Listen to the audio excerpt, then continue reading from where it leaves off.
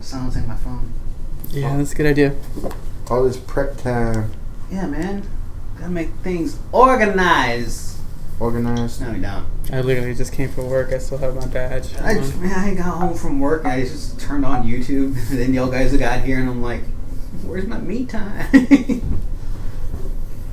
You don't get no me time. I haven't even been No, I home. don't get no me time.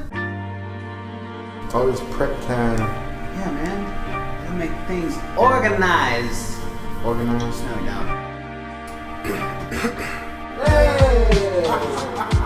That's the anti-virus. Anti-virus. Gotta make things organized. That's the anti-virus. Anti-virus. That's the anti-virus. Anti-virus. All this prep time. That's the anti-virus. Anti-virus. So hey, it's podcast time. Yo, Woo! yo, yo. We're back for the Podcast. third time or fourth In time, this- depending on how you look at it. It's the We're 3.5 time. No, Black. Well, it's In the episode. sack. Oh god, it's On the loose. It's episode 3 From the noose. with a goose. It's episode 3, and today what was the topic? You picked this one. Oh, so today we're going to be talking about International Tabletop Day, which is set this Saturday, It's every Saturday, the 29th of April. Mm. I've done it every year since it's been announced. And basically, it's not just going to be talking about that. It's going to be talking about the question, I guess, the theme of Tabletop Day this year is like, what has gaming done for you? And I personally have a lot to talk about that. Like Like how has it affected you? Yeah, just like what has gaming done for you? Like what's, okay. you know, and we'll get to that in a second. But let's just go ahead and start off with what we've been doing for the last however long it's been since the last time. Week and a half, 2 weeks? I mean, the last podcast was about 2 weeks ago, more or less. Yeah. Yeah, shut up, man.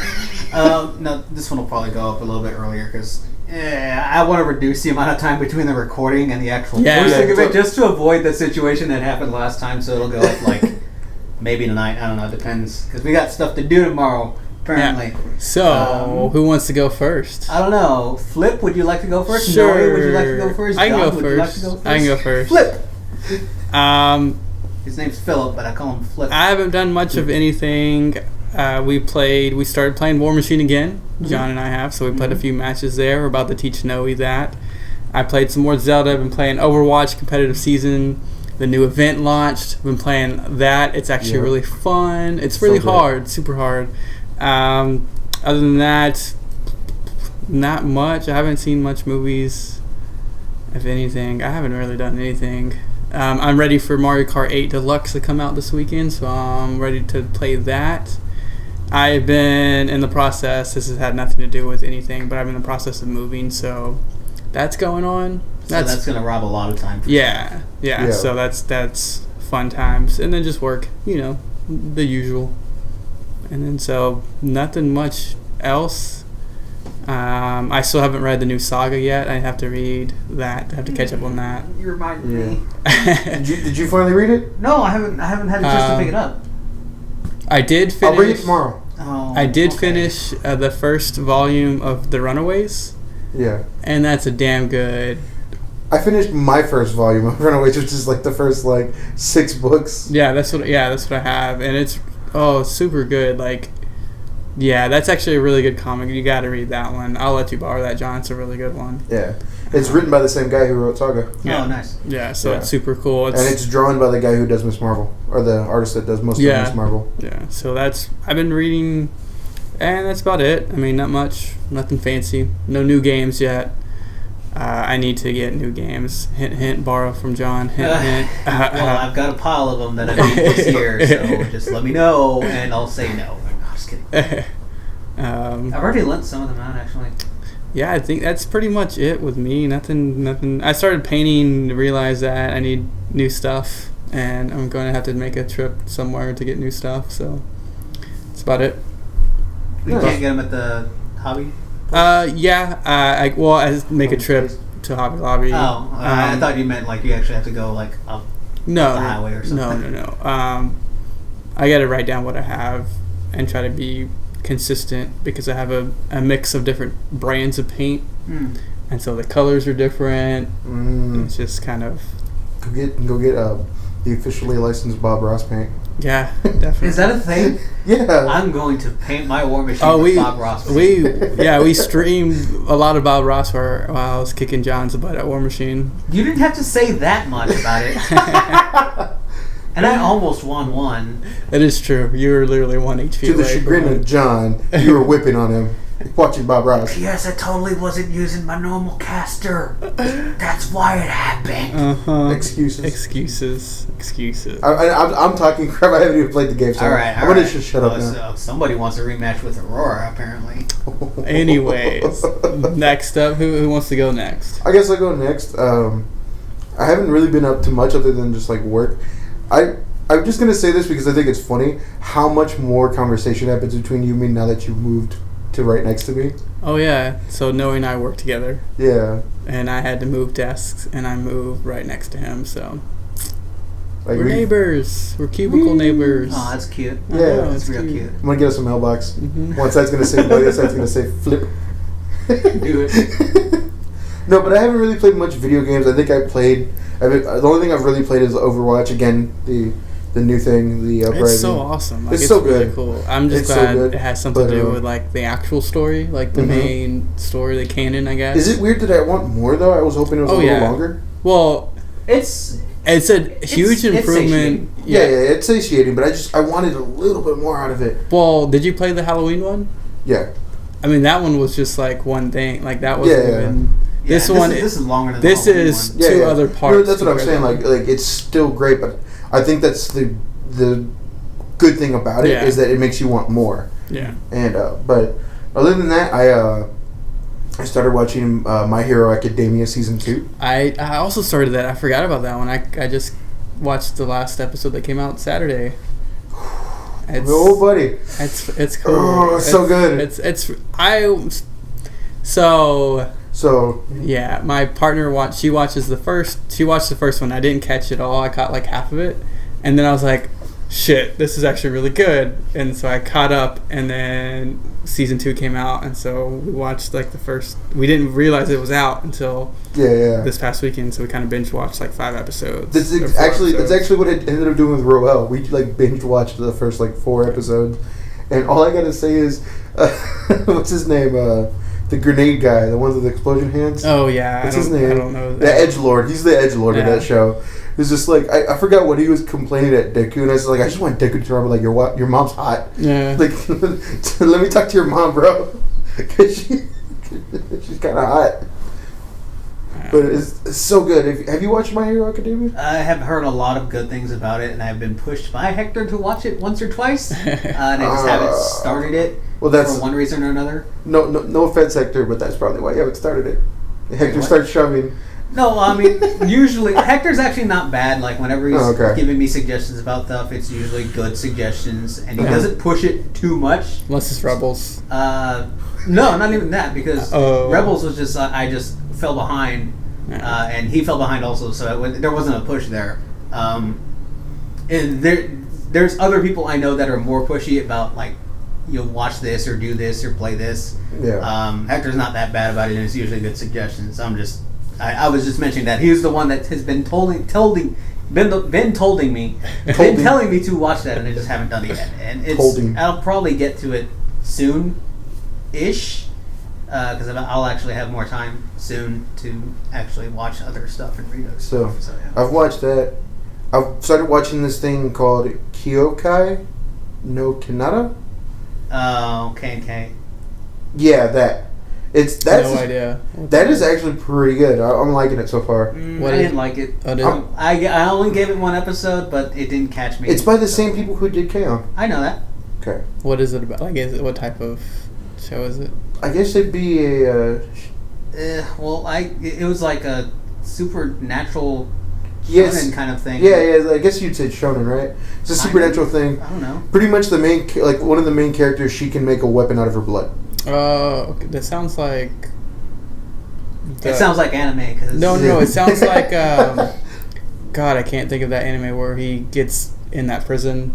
He kills his classmates. He gets in the prison, and he can make stuff out of his blood. I don't know what you're talking about.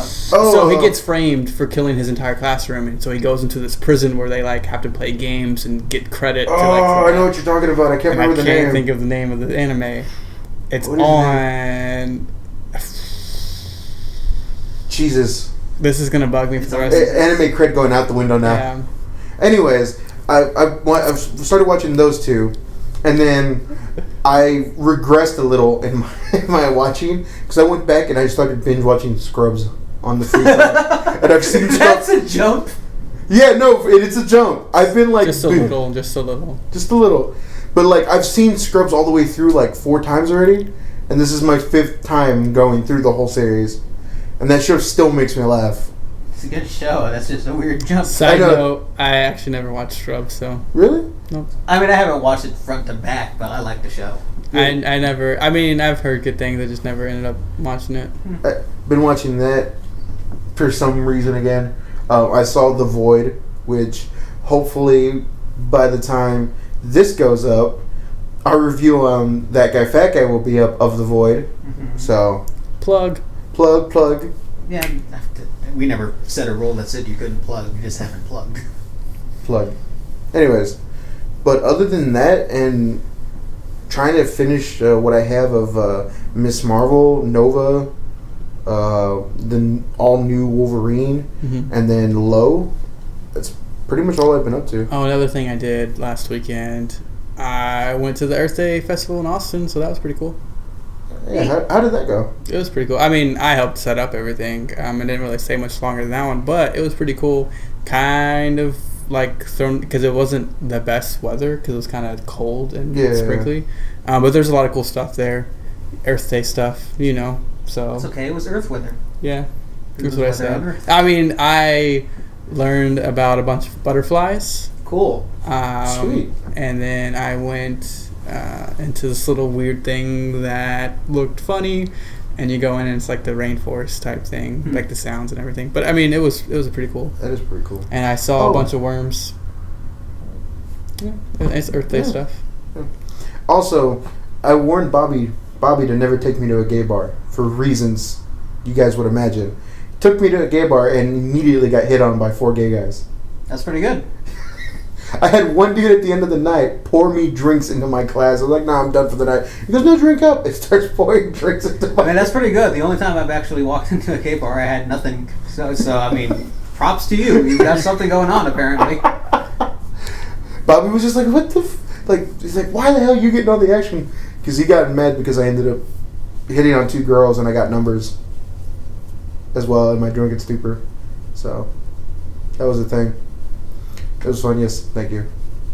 It was a self-esteem boost, if anything. Yeah, well, that would probably be a self-esteem boost, because like I said, the only time I've wandered into a gay bar, I got nothing. So, okay. So, but yeah, props to you. That's been my past, 2 weeks. That's exciting. Yeah. What about you, John? So there's not a whole lot that I've done, because if anybody follows me on Twitter, or anyone who follows me on Twitter should know, I've been playing a lot of Persona 5. A lot. Just to explain it, every other game that I've played this year, with the exception of Dark Souls 3, every other game that I have played and completed this year has taken me half the amount of time that I have put into Persona 5, and I am not even halfway done with Persona. It is a long game. What day are you on? I'm in August now. But are you getting are you just running through it, or are you trying to get everything? No, well, I mean, it's impossible to get everything. The way the game is structured, you cannot do everything in a single playthrough. Yeah. Oh yeah, because you only have a certain time, right? You only have a certain time, and it's just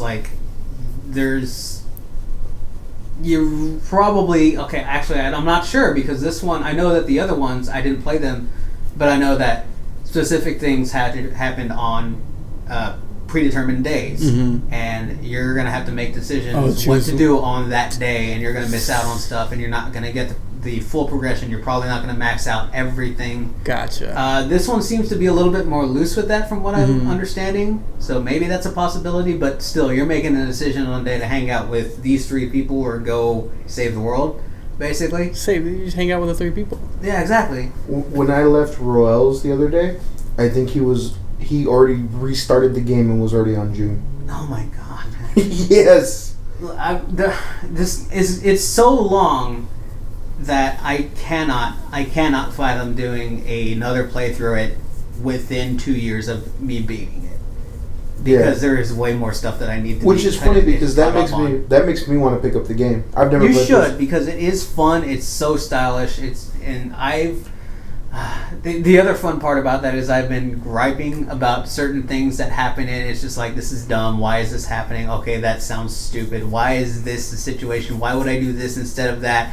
But I'm just constantly playing the game because the mechanics of the game are so good. It sounds great. It looks great. It's just such a good game. It's easily going to be in the top 3 for the year for me. It's possibly going to be 2. It might have a shot at 1.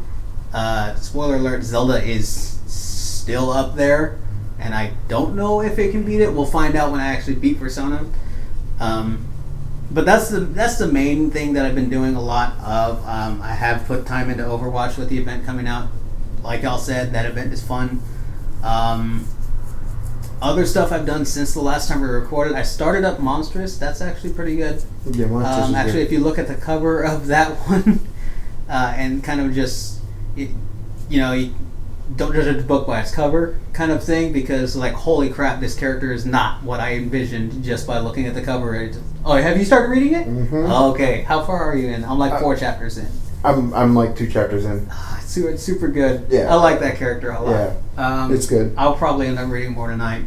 And the only reason why, one of the first reasons why I even became aware of it was because of our. Yeah, you were mentioning that the coworker told you it was pretty good, right? Yeah, and she was telling me that it was really good, that I should pick it up and read it. And it was funny because I was like, I had asked her, I was like, did you get volume 2 yet? And she's like, no, I've only read the first one. And I was like, because I might finish this and go get volume 2. So if you need to borrow it, let me know. It's good. I'm going to get back to it soon. Those are the main things that I have done. I'm trying to think if there's anything else that I really did in that time. Yeah, Persona, Overwatch, I started Monstrous. I'm waiting on. I need to pick up Saga so I can get back to it.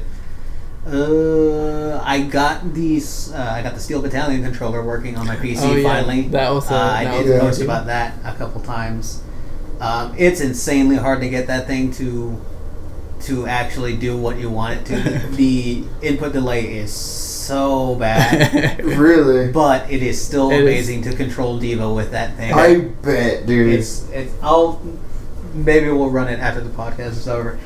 But I think that's really all that I've been doing. Like, and I know that there wasn't a whole lot. That what? Also, I'm apparently, according to an old classmate of mine, because I went over to his house Saturday to play beer pong all night. Mm-hmm. I'm apparently now 2-time beer pong champion. Okay. Do we need a belt for you? Yeah, I think I might need to We're going to start buying a whole bunch of belts for random titles. That's another thing. Yeah, we'll talk about that later.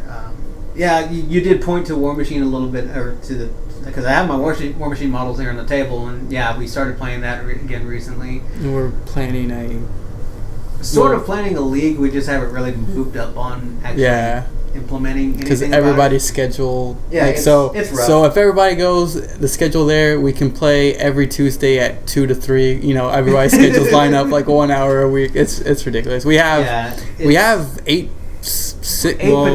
potential. Is it 8? It's 8 potential people.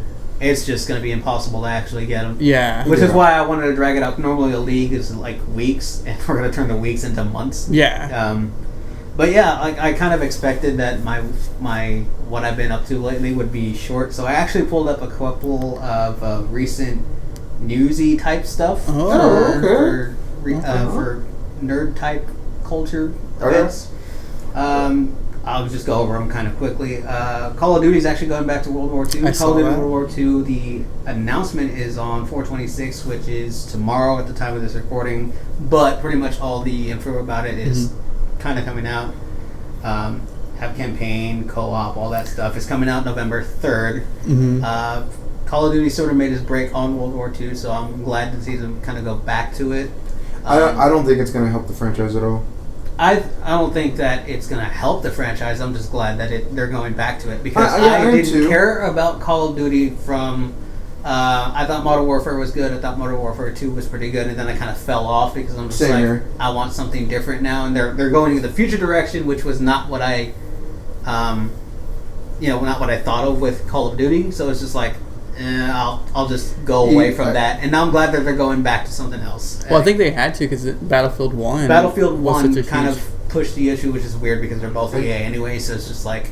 Yeah. Have you played fighting. Battlefield 1? Have you I need to play it because it looks really good. I played the beta. Like, for me, the sniping in that is so... Because I like the snipe. Mm-hmm. And I'm going to get... I feel like somebody's going to make a comment about me being a camping... Yeah, that's... Hey, guess what? A sniper camps. Yeah. Exactly. But the sniping, it feels so good. Like, it's so consistent compared to, like, 4. Just especially when you get like 1,000-yard shot and you nail it in that one shot. Oh, so good. I do need to see gameplay for this, which maybe I'll get here tomorrow when their official announcement comes out. Maybe we'll get a trailer. But it's actually on the interest radar, which I never would have thought I would have a Call of Duty pack on there again. So it's weird. Some stuff that we kind of missed since really quick on the Call of Duty thing. The only way that it would really pull me in is if they do a campaign and it's like the pinnacle of campaigns that they've done. Like I want to see a really good campaign come out of Call of Duty again. I mean, their campaigns are usually pretty good. They're pretty decent. They're okay. So we'll see how that turns out. But a couple things that we missed from Star Wars Celebration since we kind of posted in the middle of it as well. Battlefront 2, we got some stuff coming out from that. With space battles. Space battles, campaign. And all 3 eras. So spanning all 3 eras. Prequels, originals, and that, or I guess I don't know how to say that, but like... So far, I got so hyped when I saw Darth Maul. I was like...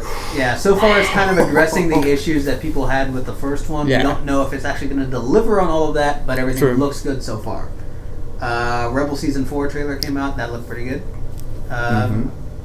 You haven't watched it, so we'll just leave it at that. Looks pretty good. Going over to movies here. Well, let's stick on games. I think Nintendo had their Nintendo Direct last week. Yeah, they announced. I don't know if it was last week. I think it was longer than that. Oh, well, we didn't say anything. So they announced the release date for ARMS and Splatoon 2, a bunch of other stuff. So that's pretty cool because, like I said, Mario Kart 8 comes out at the time of this recording this weekend, Friday.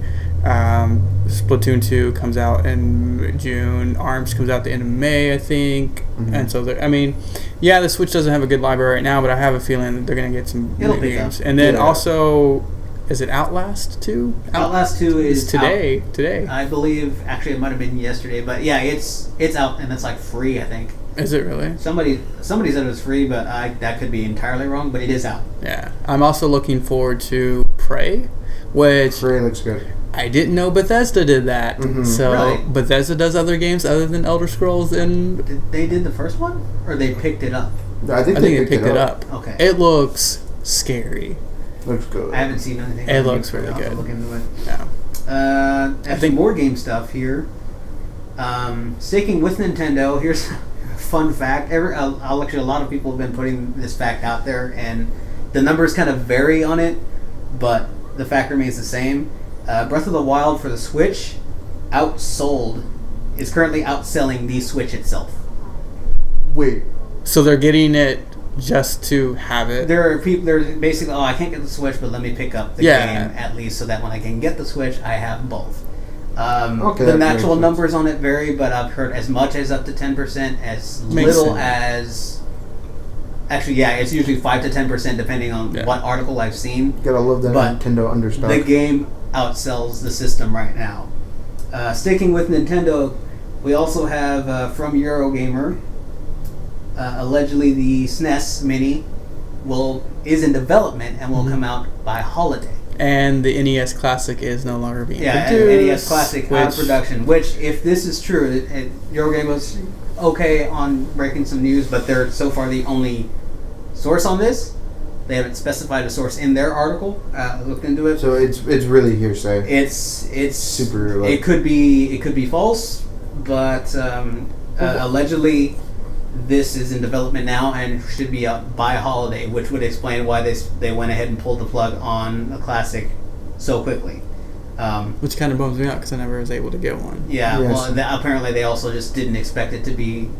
They were just like, oh, this is cool, kind of throw it out there. And somebody was telling me that they lose money on them because it is $60. So, yeah, smart businesses. Let's not extend the cycle of producing them. And there's a lot of people. I had a coworker that had one that was modded, so he had other games on it. Oh wow! So somehow I didn't think that was possible, but yeah, that should be possible. It is just NES. Only other thing I have on here, this is moving away from gaming. Guardians 2 reviews are coming out.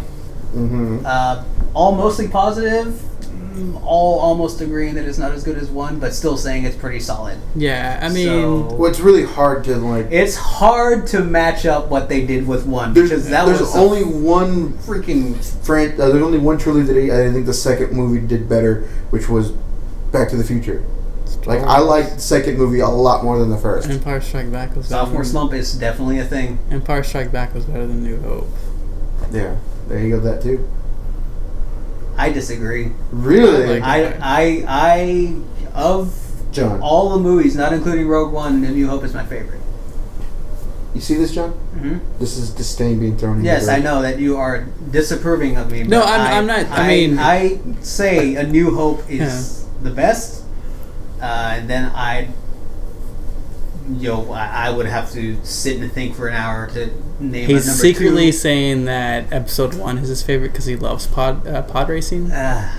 So Now this is what you call podcast. No, it's painful to go back through Episode 1. I won't say that when I was a kid that I didn't love it, but I mean it's painful to go back through it now. A New Hope is still my favorite. yeah, Like the actual I don't know, the actual pod racing scene itself was okay. It was unnecessary. Yeah. It was unnecessary, but it was a thing.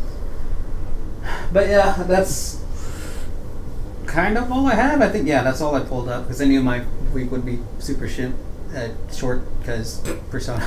yeah. So the main topic of today is stuff. International Tabletop Day, and again, it's going to be basically, I guess we go around talking about what has gaming done for you, and it doesn't have to be board gaming because I'll start. My story is the first time I actually met y'all two. Noe used to live right beside me on a whim.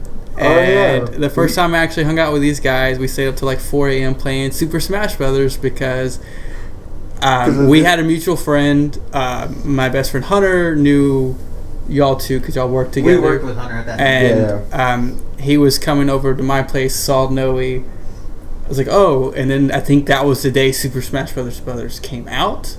It was pretty close. It was either that day. And he had just gotten his amiibos too. And so we were playing it, and he brought his Wii U over. We were playing it. Saw Noe. Noe came, and so then it was y'all three, and then Noe called that same night. No, I was messaging him, asking him, "Hey, what are you doing?" Because I was bored. I was just gonna go over see what hang out. Yeah. And he said he was playing Smash, and I was just like, "Wait a minute." Yeah, did you get a Wii U? No. He just like, wait a minute. Yeah. What's happening? And he just said to come over. Yeah. And I was like, okay, so I go over there. I think I knock on your door first. And I think I heard it, and I opened your door. And I was like, hey, John. And John's like... So I just got freaked out. But yeah, that was the first time that all of us actually... Yeah, the three of us got together. And so we stayed up. And some mystery person named Hunter. Yeah, and so we stayed up. So we stayed up until like 4 a.m. playing Smash on the Wii U. We were using the DSs because we didn't have enough controllers. Yeah. Which I eventually end up getting used to. I can't play the game without the DS controller. And so we played a lot. We started naming amiibos, and we were playing against them. It was fun times. And then it kind of just like grew that we started playing more board games. Hunter and I grew up, like I've grown up with Hunter. You'll hear Hunter a lot in this podcast and future podcasts and everything. I grew up with him, and we started with Monopoly, Risk, and everything. And then he introduced me to the first modern board game I think we played was, if I remember correctly, it was either Small World for me. I think he had Carcassonne, or actually I think it was Betrayal at the House on the Hill. Mm-hmm. At that time, it was Avalon Hill. I don't know who it is now. I think it's... I'm not even going to guess. I don't know who it is now. I don't remember. Because they remade it. Well, that game, we played that one, and it just grew. And so he introduced me to board games. Obviously, before even that, to modern day, I played Magic the Gathering. Obviously, at that time, early 90s, mid 90s, I played a lot of Magic. And then Pokemon cards. And then I've met a lot of people through gaming. I mean, obviously, y'all video games, and then we've played a lot of board games now. So we're doing that Tabletop Day. You know that's the real reason why I want my own place again. Like I want to get my apartment, another apartment back here in town, is because I miss getting out of work and then everybody just showing up. Yeah, just like not even like after a while, I wasn't even like knocking on the door. Just Hunter would open the door. What's up? And then, I mean, I think we kind of introduced y'all to board gaming in the last 2 years, 3 years. Yeah. Like it's for y'all two, it's been pretty recently. I've been playing a lot of board games since.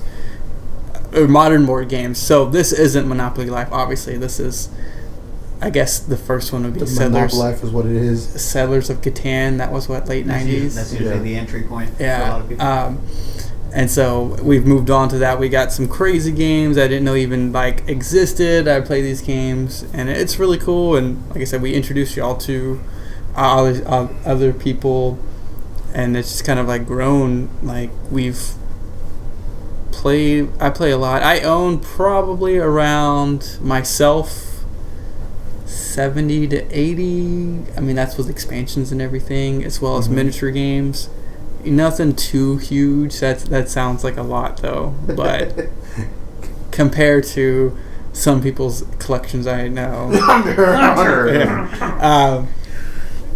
And so, we've done Extra Life, so again, more board game. We've done Extra Life for the last 4-ish years. 5. We've only been part of that one for the last 2 years, but yeah. Yeah, I've done. I haven't been physically a part of it, but I've been there in the chat in spirit. So, that's right. You didn't physically go. So, you loser.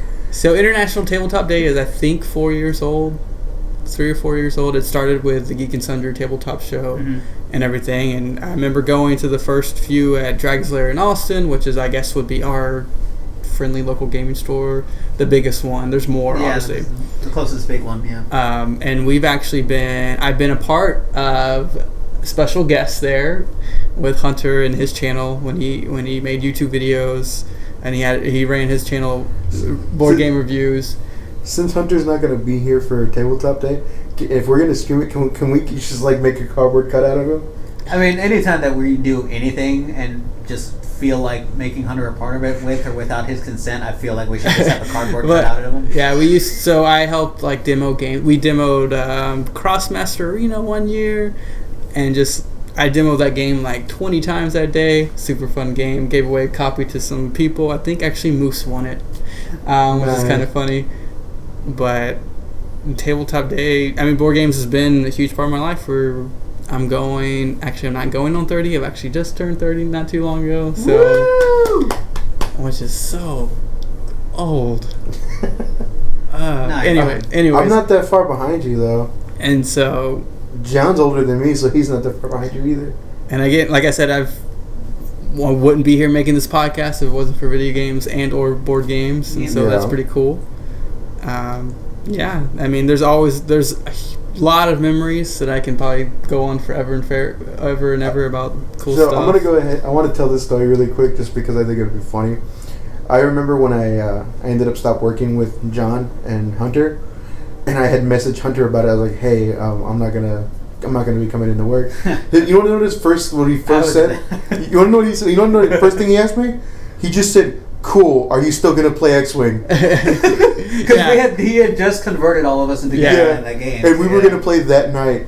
And I was like, "Yeah, we could play." He's like, "Cool. I'll see you tonight."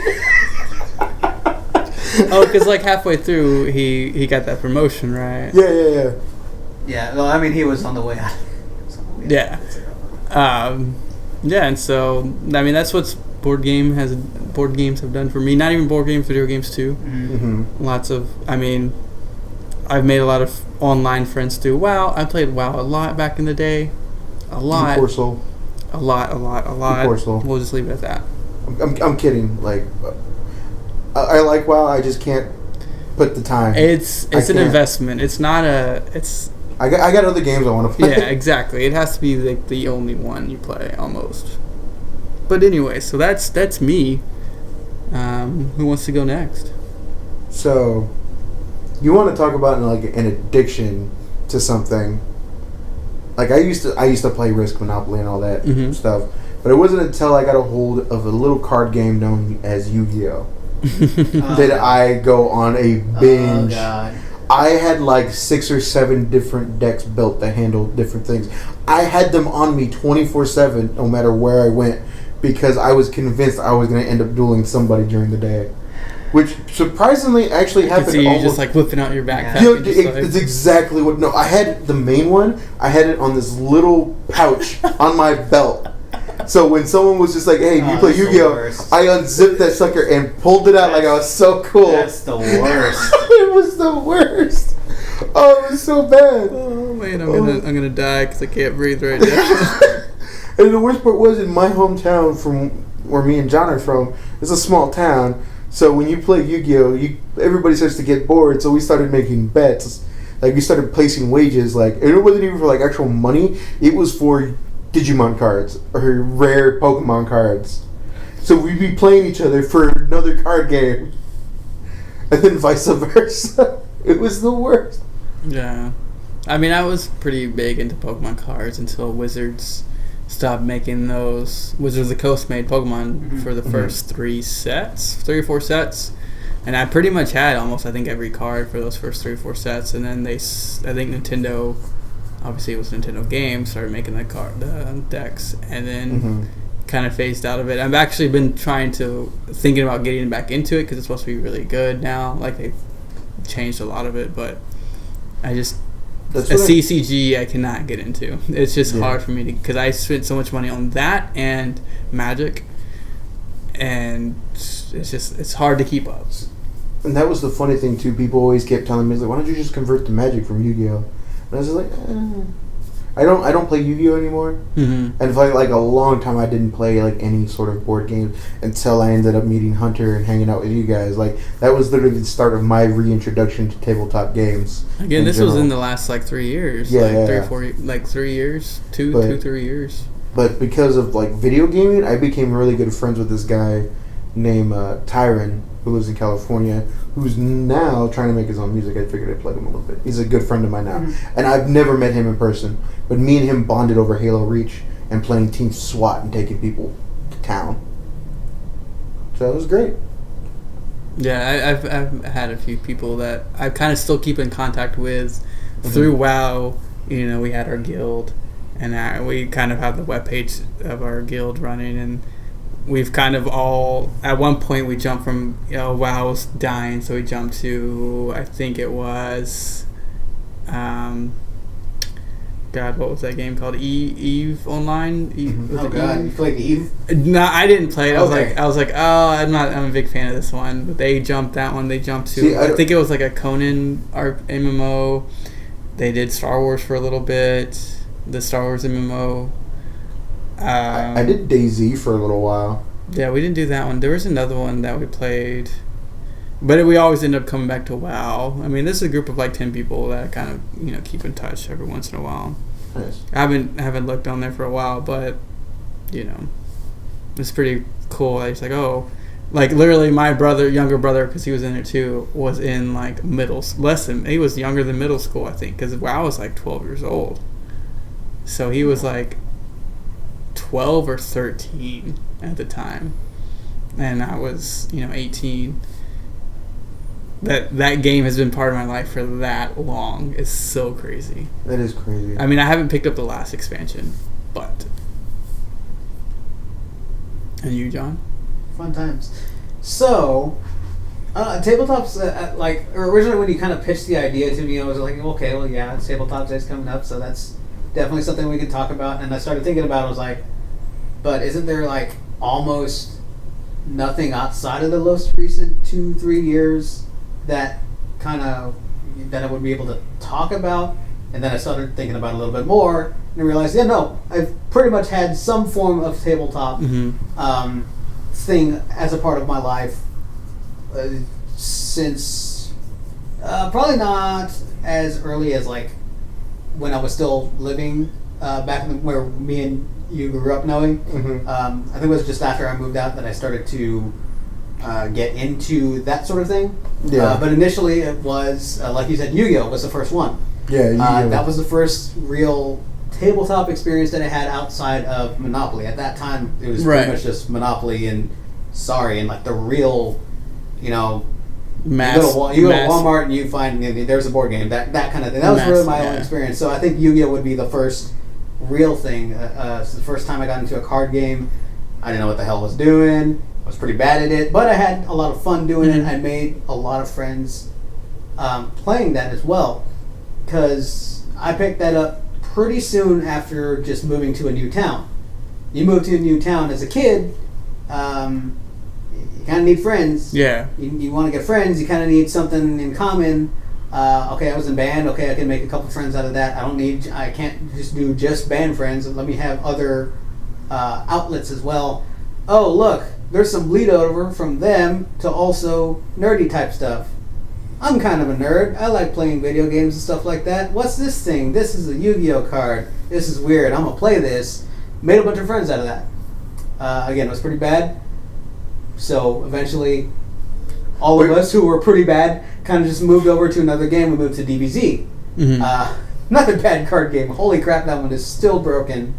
It's hilarious. They just rebooted it recently. Yeah, it's terrible. It's still so terrible. We actually, me and some of those friends, busted out the cards. If you look at the bottom of that shelf, there is a white box that is full of pretty much every card game that I have. There is still composed DBZ decks in there. I think I still have my Pokemon cards in my trunk right now because my niece was looking into it. She's like, "Oh, I have these Pokemon cards," and I was like, "Oh, you have Pokemon cards? Hold on 1 second." And I pulled them out, and she's like, "Whoa, can I have these?" I was like, "Oh no, these are first edition." I was like, Uncle time. Let's look at these. I did the exact same thing to Royal's nephew because he got Pokemon cards. He's like, "This is awesome." I was like, One moment. Came in binder this thick. Yeah. Thumping on the table. And it's just like, that's all Pokemon cards? Yeah. I apparently was super organized back in the day, so all mine are like in alphabetical order by color type.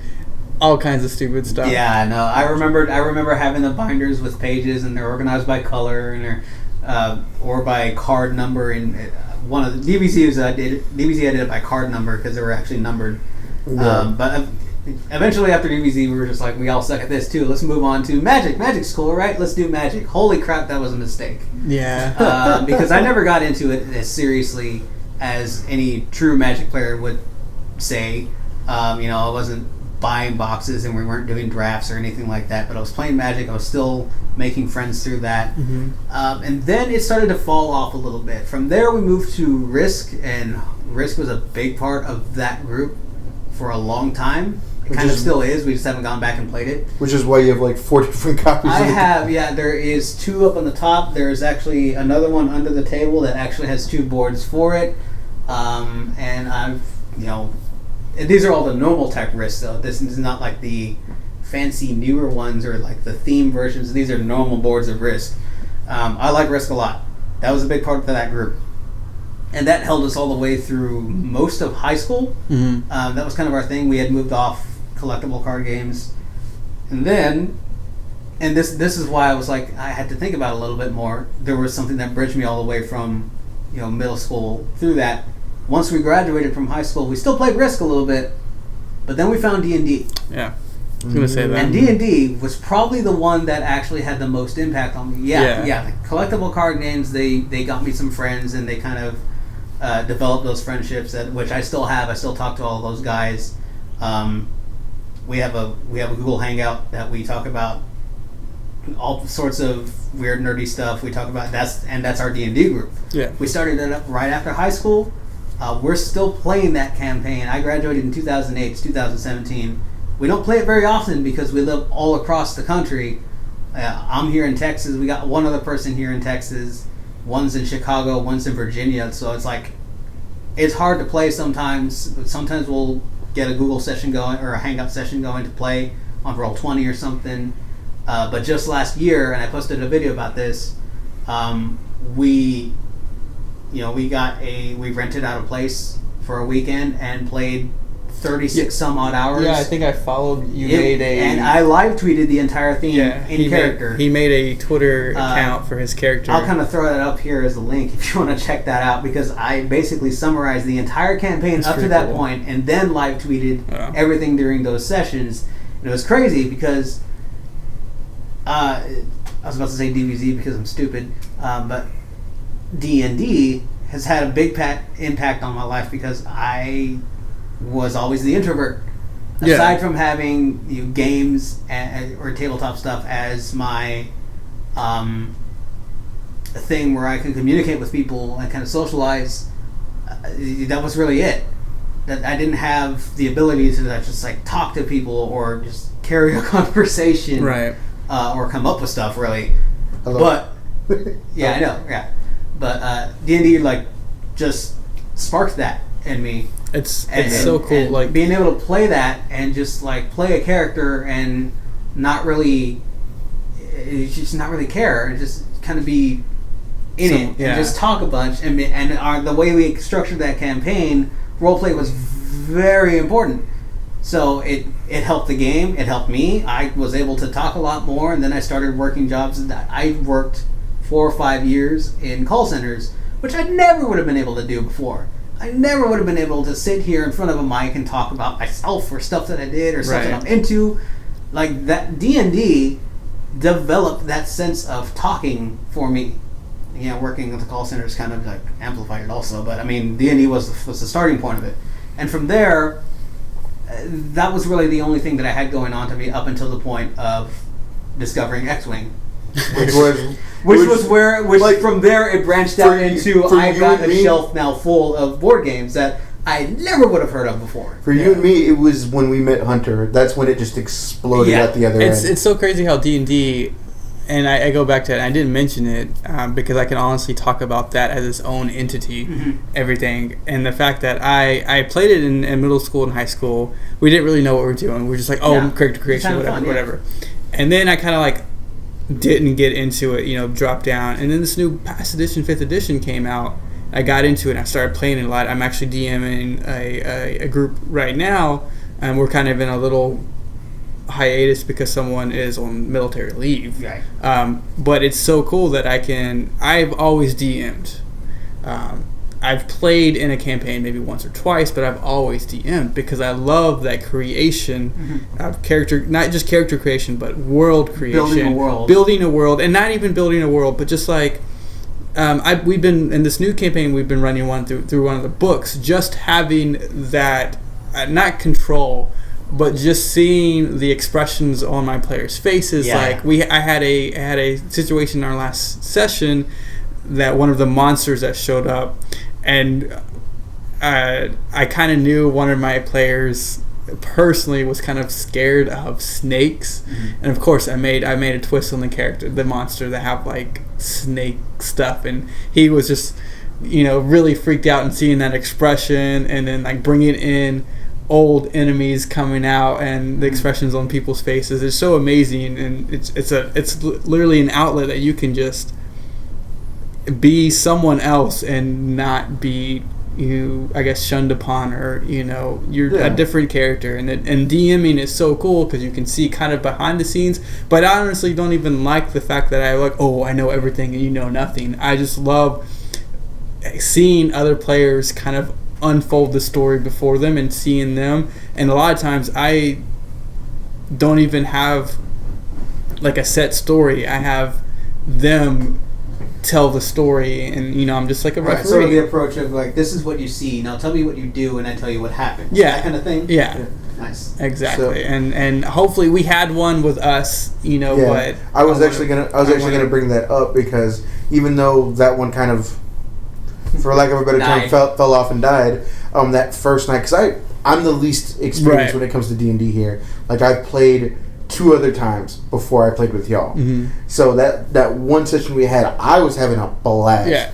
Because of the fact that like the way I built my character was just that, he's kind of gung-ho, very kind of loud. Nobody believes him. And there was a point where we weren't supposed to run into this cave because there was a cave, and John's like, don't go running into the cave. And I was just like, well, my character throws caution to the wind, and Hector was like, my character just doesn't care. So we both go running in and get attacked by dogs. Yeah. It's so cool because I played obviously 3rd and then 3.5 whatever Pathfinder, jump Pathfinder. I played a lot of Pathfinder.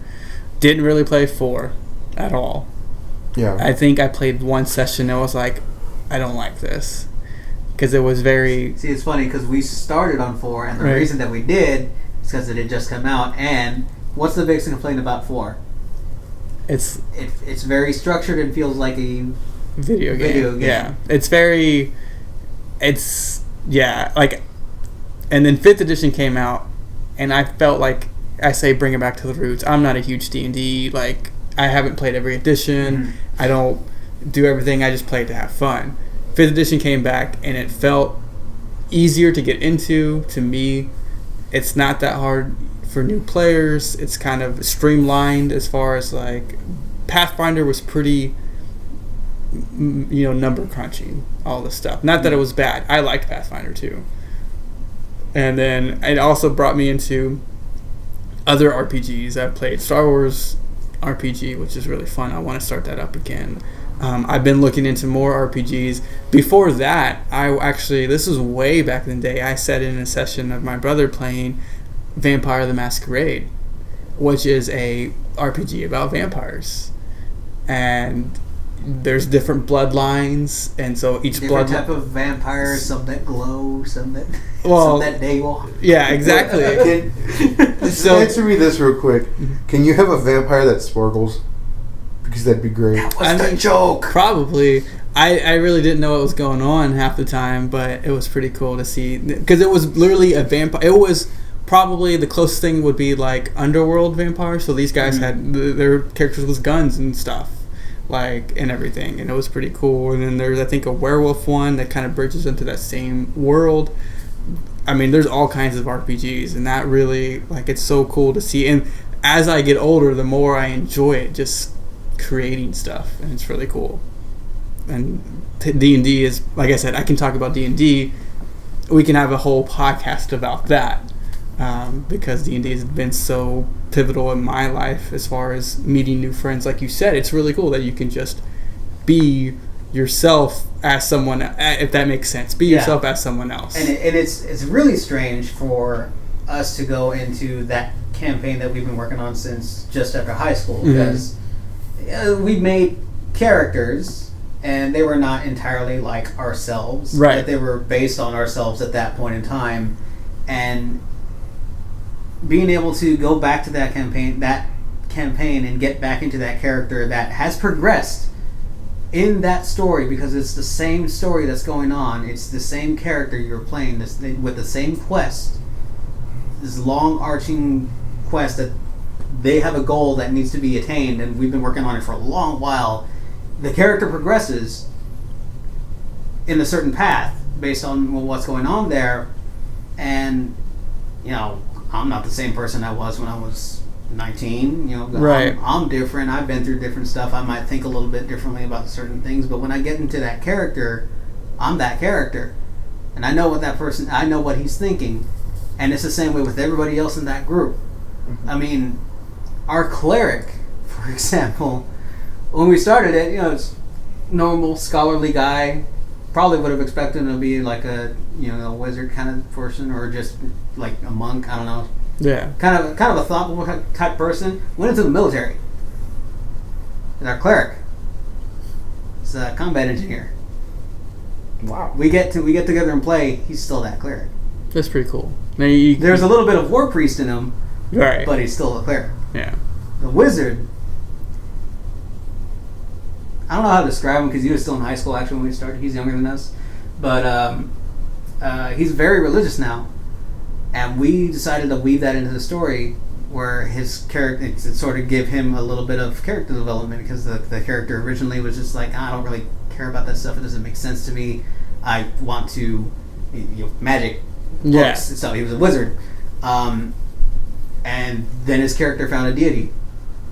And we gave that, and we kind of gave that to him to make sure that he had a little bit of a link with that character, because you obviously you and the character you're playing are going to have their own progression. They might develop in certain ways, but you still got to have that link a little bit. Mm-hmm. So it's just really interesting to see what you can do with that. It's great. I love it. And it's cool too, because playing D&D inspires me. We've been playing War Machine. Miniature tabletop game has been a big part of my life too, because I used to create the terrain. I was always the person that creates terrain, and I spent a lot of time with my dad. We always made stuff, and it was really cool. Playing D&D inspires me to do that, and then doing that inspires me back into D&D, because all that stuff. And playing games like Skyrim, I was like, I want to play D&D, because you go through all the dungeons and everything. It's like, oh, that would be a cool trap and a puzzle that I can maybe implement into a session and all that stuff. And creating the stuff, because I love creating the worlds. And so creating the battle maps of what we play on War Machine. Warhammer was a huge deal. We played a lot of that and creating that map, and it's just so cool that you see a huge army. I had almost all my stuff painted.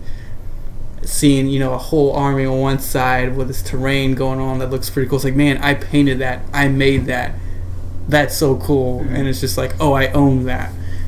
And it just loops back and forth. Doing more of that inspires me to do D&D, which inspires me to do more of that. And so I really hope D&D stays part of my life in tabletop. I always would want to have at least one miniature game. I mean, I used to have a lot. I had to scale it back down because of pricing. It's expensive to be into more than one. But yeah, you're not kidding. I've limited, because when I fell into X-Wing, I fell hard. Yeah, you did. And X-Wing is really cool because it's still kind of very accessible. It is, because you know what you're getting when you get a pack. Yeah. And it's relatively cheap for a miniatures game. It's already assembled, it's already painted, that may turn off for some people, but you know what you're getting. It's pretty cheap, and it looks good. And the miniatures look great. And it's a super balanced game. Super balanced game. And when new stuff comes out, and they have to FAQ it pretty often, but they have that support. I'm playing Warhammer. I don't know if you've ever played it. You've only played War Machine, right? The only real miniatures type games that I've played have been. We didn't even play Mage Knights, right? So it's just back when we actually tried to do it. So it's just X-Wing and War Machine. Really, those are the only two. Mage Knight, Relic Knights. No, is Mage Knights not a miniature game? The little clicky ones. Mage Knight. I don't have one here, so I can't show Mage Knight was a board game. Was it technically a board game, or was it okay? Whatever. See, well, obviously we didn't play it right then. Maybe I gotta. Anyways, so Warhammer, when they would come out, redo an army, come out with a new book for an army, it would instantly be, for the most part, not all the time, the best one there. And so they never kind of like balanced them out, and it was kind of frustrating because you had some armies that were old, like their book was in the old edition, and armies like the main ones in Warhammer, for example, Orcs and Goblins and Empire were always done like every edition, and so they would have 2 or 3 updates compared to the one would only have 1 update.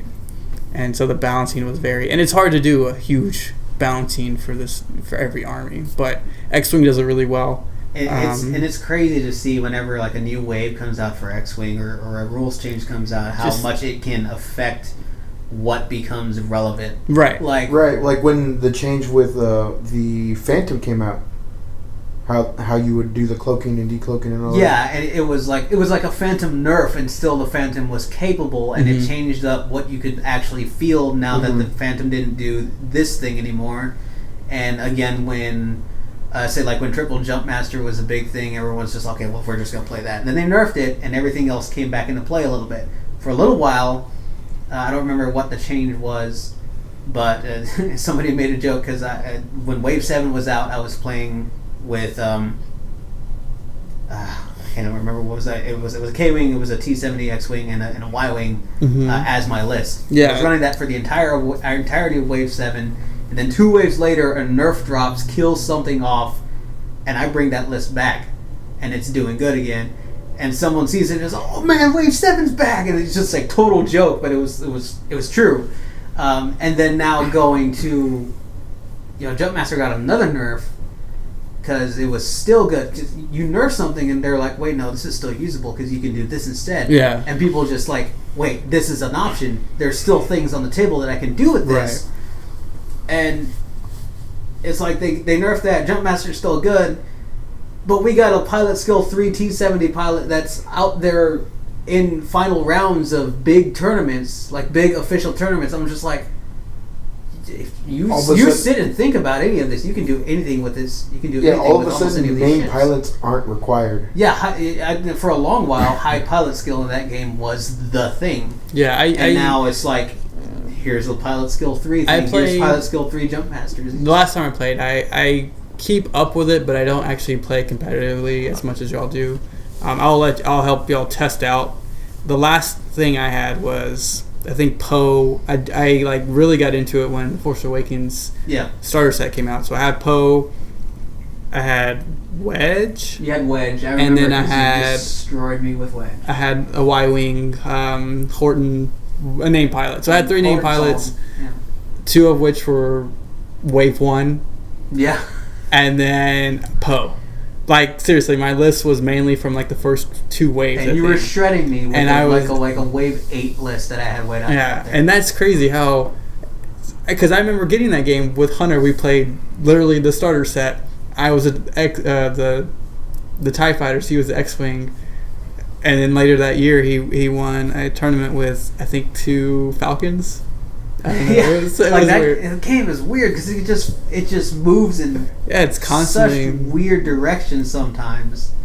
You have one list and then the meta changes. The meta doesn't change it. The meta shifts from... Yeah, and it shifts around, and a lot of times it's because like somebody won something with a weird list. Exactly. And everyone wants to try it. Right. So everybody starts doing it. No one's prepared for it. They start losing, and then this one person who's actually prepared for it beats it a lot, and everyone starts moving to that. Mm-hmm. And it gets very meta, but you're still capable of doing a lot with a lot of the ships that are in the game. Yeah. We're not going to say anything about the E-Wing because the E-Wing still sucks, but I mean, there's still E-Wing. There's still ships in there that just you can't really do much with except for maybe one pilot, maybe. But it's like there's a lot of options in that game. Yeah, I remember when Hector was like hellbent on making the Hawk work. It was great. Speaking of Hawks, I mean, there was a major tournament not too long ago that had 6 Hawks getting pretty far up there. Naked Hawks. Naked Hawks. Yeah. Holy crap. It was like you could do anything in this game. I love that one. And X-Wing's another one that just kind of established friendships. It was another point that a bunch of us I'm got together. I'm gonna run like 6 TIE bombers. Okay. Naked TIE. Okay, don't do that. But yeah, it's like... Yeah, gaming in general, it's just an outlet. You escape. And it just surprised me because it was like I said earlier, when you pitched the idea, I was like, yeah, that's relevant. We can do that. That's a good topic. Wait, I have nothing to talk about. Then I sat and thought about it, and I was like, holy crap, I have plenty to talk about. And it's cool, and I personally do this every once in a while. Actually, a lot of times. When we start playing games, I'll start trying to like be the character that I'm playing in the game. Like any game, like we played Spectre Ops, and I'll be whoever it is, the Beast or whatever, and you just start role playing that game, being goofy and everything. And I bring up Spectre Ops because we last time we played, and we played with 5 players. I know what you're talking about. The amount of like crap you flipped, you were so convinced it was Roel. You were so dead convinced. John sat there. I swear he was about to pull up a spreadsheet and to determine where this traitor... Because when you play with 5 players... 5 players, yeah. We're doing 5 players. There was a traitor. I was the agent or this whatever who was, and y'all were the hunters, and there was an agent. And John was just like, it can't be this one because he's here and this here. And like you just see the numbers going on in his head. He's number crunching hard. I don't like to meta games. To meta think whenever I'm playing games, but I was like, no, someone's screwing me over. I'm gonna kill him. I'm gonna find him. I'm gonna kill him. And I was just like, I was in the moment thinking about it, and the entire time. Hector was live tweeting as he was the traitor. That was the perfect thing. That he was just like, they have no idea. The one time that I wasn't checking Twitter as I was doing something. Oh God! It was great because you sat there for one round. I swear, like I said, I think you're trying to make a spreadsheet down or something. No, I was like plotting it out. I was like, we have the box, and the only way for them to get out is them to move past the traitor, and they're going to ping, and we're going to find where they moved to, and that's going to tell us who the traitor is. And that's what happened. But I guessed wrong on who it was because I was so convinced that it was Royal. And I love the moments that you get like that. That betrayal. We've had some really good moments of betrayal. I like the last time we played. What was it? King Domino. Oh, King Domino, yeah. King Domino, like that slowly went from like, yeah, I'm gonna go put forget you, like. Yeah. It's so like the moments you can make. Like, really, John? Really? Yeah. I'm gonna cut you. Like, just. Yes, there's a lot of those moments. Yeah. And it's cool. I have some really, really cool moments I personally like I know a lot of people are they put off of the traitor aspect. Mm-hmm. I love that because I love the traitor. The reveal of the traitor, and you're just like... Especially when the person who's doing it is live tweeting about it. Well, not just that. If the person that's doing it is really, like, has played it really well the entire game, hasn't done anything, and they reveal it, and you're just like... I've had a few games, Shadows of Camelot, there was a possible traitor in that game. Traitor happened, and it was perfect. Like, if you give me this, we'll do this and this, and like, yeah. So we give him all the stuff, and he's like... Oh, actually, no. Just traded everything, and we're like, you. I don't remember if you were there, but we had a game night at work once where we played Spectre Ops, and I was the traitor. I don't think I was. And Moose, you might remember this if you happen to listen to this. Moose was the infiltrator person or whatever, and I was the traitor selected by him. And turn like 3, I land on his space, and I'm like, it's too soon, man. I gotta pop you. So I pop him. It's just, I'm not saying anything. I'm not mouthing anything or giving him any signals, but I just pop him. He's like 1 damage. Okay, I'm the sniper, by the way. So it's like it's potential that I could really hurt him very easily. Next turn, I land on his face again. I was like, oh god, great minds think alike, apparently. So I gotta pop him again. And then it's like another 30 minutes later, he's going to cross my line of sight, and I'm just like, this guy's got 4 health total. I'm about to take 3/4 of it if I just pop him for the free shot.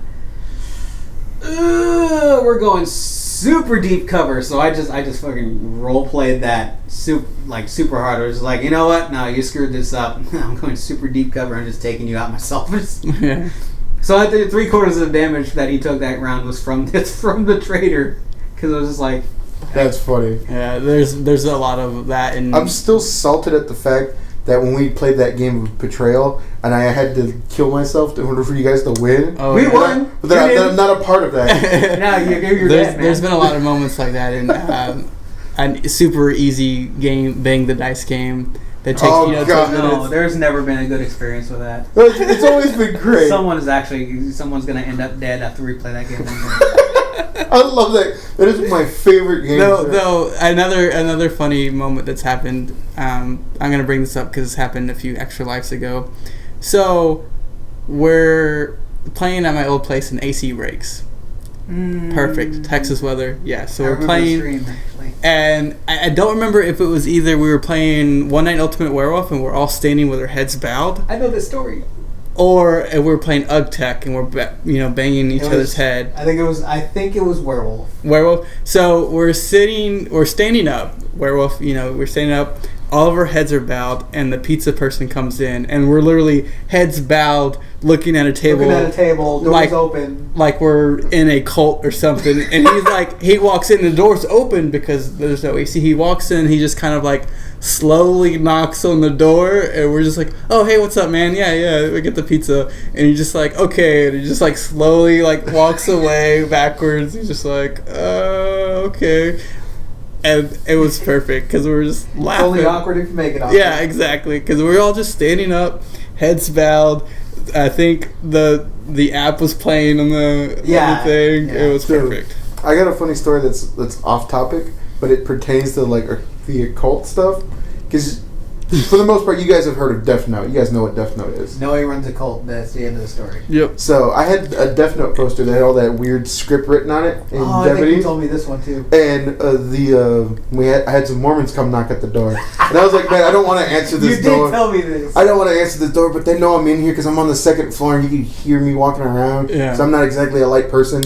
So I was like, what do I do? I'm looking around, and I see the poster. I'm like, I know what I'm going to do. I open the door. I was like, yeah, you want to talk about Jesus? Come on in. They come on in. I go to the other side of the table, give up one of the 2 chairs I had because I only have 2 chairs, and bow in front of this poster with my hands on the table like this. And all they can see is my head like this. So, you guys want to talk? They talked for 5 minutes and left. They're just like, yeah, we're going to go. But let's go ahead, and I don't know how long we've been going, but we should probably just wrap this up. Because we can talk about games. We could talk about a lot of stuff for a lot of forever. Yeah. But our plans is this weekend. I think we're just gonna be playing games Saturday. We might, depending on the turnout, I might go down to Dragon Slayer. I don't know if y'all want to go with me and go play there. As long as I don't drive. And maybe record some vlogs on that one. I don't know what we're gonna do. Yeah, we can do some stuff. But Saturday. I'm gonna try to play some games Saturday. Get some kind of either pictures or footage of us being stupid. I gotta It won't be hard. The being stupid thing will not be hard. Exactly.